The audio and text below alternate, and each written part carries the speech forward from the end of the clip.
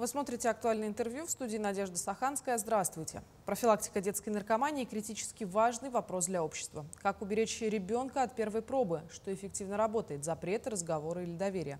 Об этом сегодня поговорим с гостем студии. Роман Николаевич, здравствуйте. Здравствуйте. Как вы считаете, насколько важно родителям быть готовыми к разговору с ребенком о том, что существует такая пагубная привычка? В современном мире существует огромное количество соблазнов, в том числе и риск употребления наркотиков и появления зависимости от них. А семья – это самый первый, самый главный рубеж обороны, который стоит перед тем, чтобы, так скажем, современное поколение не стало наркозависимыми людьми. Вообще в семье формируется человек. Соответственно, какое будет воспитание, какое будет отношение к ребенку, именно таким он и будет в дальнейшем. Таким человеком он станет, так он будет относиться к людям. Ну говорят же специалисты, что на какие-то темы с детьми надо разговаривать, начиная с определенного возраста. А вот здесь какая грань? Ну, вообще, тут дело даже скорее не сколько в возрасте, а в целом нужно в семье создать доверительные отношения, когда ребенок может свободно говорить о своих чувствах, свободно выражать свои эмоции, рассказывать о своих проблемах родителям. В таком случае, когда присутствует поддержка, ребенок менее подвержен воздействию каких-то негативных компаний, которые там могут... Ну, то есть, как такая банальная ситуация, когда вот родители меня не понимают, а вот эти граждане меня очень хорошо понимают, еще и угощают всякими. Да, чаще всего же происходит это так, что ребенок идет туда из-за протеста, чтобы, возможно, на него обратили внимание. Да, поэтому нужно создавать в семье такую атмосферу, когда можно спокойно, свободно общаться, практически на любые темы.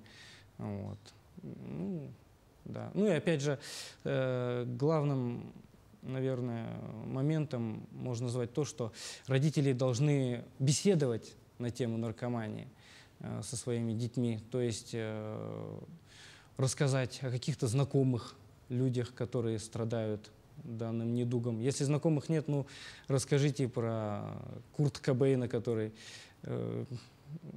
передозировку себе сделал героином, кажется, да, и выстрелил в себя из Ремингтона. Очень показательная история. В общем, вспомните каких-нибудь знаменитых людей, если нет примеров поблизости. И доходчиво, простым языком объясните ребенку, что вот начало, вот с чего человек начал, вот чем закончил. В таком случае получается, что мы здесь вроде как пользуемся поговоркой «умные учатся на чужих ошибках». Да, конечно. А школа какое отношение имеет к такому вопросу? Сейчас просто принято говорить о том, что пусть воспитанием ребенка занимается школа, а семья это только для того, чтобы о нем заботиться. Это в корне неверно, потому что некоторые родители думают, вот я его одел, я его обул, вот он книжки получил, топай в школу. Вот он там уроки сделал, все замечательно, на этом все. Покушал, он сыт, обут, одет, все, на этом все. Нет, это самая главная задача семьи, это, конечно же, воспитание. А то, что ребенок, кушает, это, конечно, хорошо, но это к воспитанию отношения тоже такое посредственное имеет. То есть нужно общаться с ребенком. Опять же, для того, чтобы ребенок был, так скажем, менее подвержен всяким острым ощущениям, да, нужно формировать в ребенке здоровую самооценку. Чтобы она сформировалась, ищите в ребенке таланты, можете даже не искать. Просто спросите, что ему нравится. Нравится рисовать, пускай идет в художественную школу. Нравится играть на музыкальных инструментах, пускай идет в музыкальную школу. Ничего не нравится, пускай на борьбу идет или на самбо. И хвалите за успехи своих детей.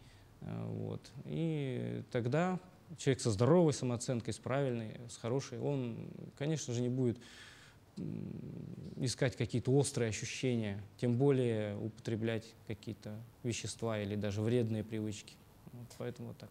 Я почему о школе спрашиваю. Сейчас же наоборот складывается такая тенденция, что детей хотят все меньше и меньше травмировать и показывать им все меньше и меньше каких-то страшных вещей. Я не знаю, может быть, у вас в школе такое было, когда берут и показывают документальные фильмы, скажем, там про детей, которые живут в подвалах где-то на Дыбенко, и, в общем-то, с ними все далеко не благополучно. Ну, в мои времена, когда я в школе учился, нам, конечно, фильмов не показывали, ну, потому что технических средств таких не было, но нам подробно рассказывали о людях, вот, приводили примеры, даже, ну, примеры из фильмов каких-нибудь.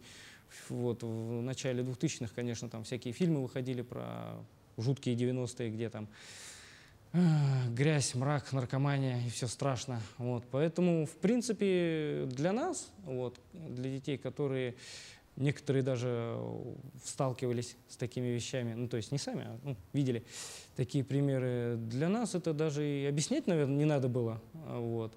А вот нынешние дети, да, вот как бы, ну, нынешние дети вряд ли, допустим, выйдут на улицу и обнаружат кучу каких-нибудь использованных шприцов. Вот. А в наше времена такое вполне возможно было встретить. Вот. И со стороны школы, конечно, и ведется профилактика. Вот. Это когда проводится тестирование на наркотики. Это вот как раз от нашего учреждения приходят люди, проводят тестирование, вот, и там уже выявляются. Ну, там по большей части, конечно же, выявляются дети, которые употребляют никотин, то есть это сигареты и электронные сигареты. Ну, они, кстати, искренне удивляются, когда вот «О, да ты куришь, дружок». А он такой: «Что? Я же только электронные, а они тоже выявляются». Ну, вот такая реакция обычно. Вот, или «Нет, нет, нет, я не курю, я только один раз попробовал». Там смотришь по дозе, то есть нет. Молодой человек явно врет. Вот, обычно. Ну, вот так. Роман Николаевич, если мы с вами говорим о профилактике, обычно, значит, на это есть какой-то запрос. Мы можем говорить о том, что статистика у нас сейчас печальная с детской наркоманией? Ну, не сказать, что печально. Опять же, повторюсь, что дети сейчас в основном вот сидят на вот этих электронных сигаретах. Тут дело все банально и просто в том, что обычные сигареты, их курить тяжело, и их надо учиться курить. Вот. Даже, И пахнут они еще. и пахнут они, да. И даже вот помню в мою бытность некоторые молодые люди учились курить, и там целая наука, боже мой. То есть там нужно как-то на вдохе это все что-то там выговаривать, это все очень сложно. А электронная сигарета, она пахнет вкусно, она пахнет чем-нибудь ароматизированным. Вот, там запах приятный, по сути дела. И порог вхождения, разумеется, гораздо ниже. Вот. И там, может, некоторые дети, кто-то там курит, ой, какой красивый дымок пускает, как вкусно пахнет, ну-ка дайте-ка и мне попробовать. Вот. Поэтому к детям больше относится, наверное, зависимость от курения. Ну, то есть не зависимость, а вот зависимость-то, наверное, рано еще говорить. В некоторых случаях, когда он там, допустим, месяц ходит с этой электронной штучкой и балуется, да. Ну, а потом баловство, конечно же, переходит уже вне баловство, в зависимость. Вот. И касаемо детей, дети даже чаще употребляют не наркотики, потому что доступность наркотиков, она в целом довольно-таки сложная вещь. А сами дети, как правило, они употребляют токсические вещества. Тот же самый клей какой-нибудь нюхают, газ, вот что-нибудь из этого. Клей продается в магазине, газ тоже. Вполне спокойно можно пойти и не будем объяснять, как это делается. Вот, как говорится, кто знает, тот знает, кто не знает, пускай лучше не знает. Вот. Да, хорошо, тогда давайте продолжим про токсикоманию. А как понять, что вот ребенок такому подвержен? Есть какие-то тревожные звоночки, на что родителю стоит обратить внимание? В целом, тут опять же речь идет, вот выше говорил я о доверительных отношениях, но не нужно забывать о том, что для ребенка нужно быть авторитетом. Вот, то есть нужно создать определенные правила нахождения на улице. Понятное дело, что какие-нибудь подростки, они средь бела дня не будут это делать. Это когда ночь спускается, темнее становится. Либо же нужно опять же знать, где, когда и с кем проводит время ваш ребенок. Вот. Если он говорит, что я тут вот с товарищем пошел за гаражи куда-нибудь в укромное местечко, что вы там делать собираетесь? Расскажите, пожалуйста. Да? Если он там в парк пошел гулять, окей, господи, там понятно, что в парке делают. А что за гаражами делают, это уже вопрос, конечно.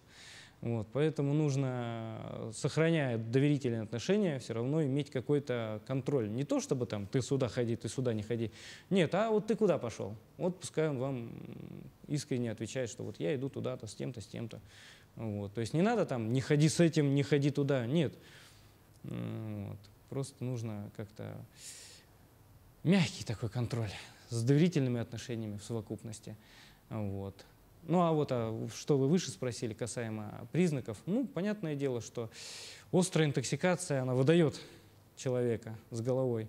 Вот. И если, допустим, даже такое бывает, что привозят подростков, детей вот, к нам в диспансер, которые чего-то там употреблялись каких-нибудь веществ, да, тут понятное дело. Вот. Тут сразу звонок родителям. Вот, уважаемые родители, приезжайте, тут ваши дети. Вот.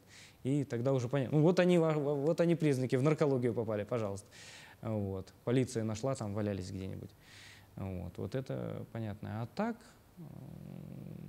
тут скорее даже не признаки нужно искать. Тут нужно искать доверие со стороны вашего ребенка.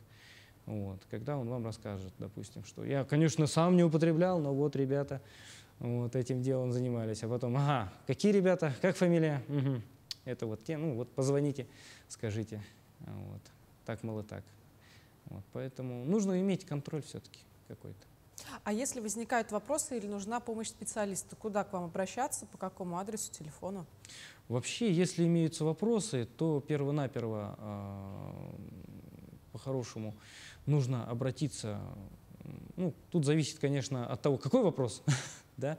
Вот. Если имеется в виду, что профилактику хотите какую-то, да, профилактика вот у нас ведется со стороны диспансера. То есть у нас в детские лагеря сотрудники ходят, рассказывают лекции. Вот на телевидении мы ходим тоже, общаемся на эту тему. Те же самые наркотестирования проводим по школам.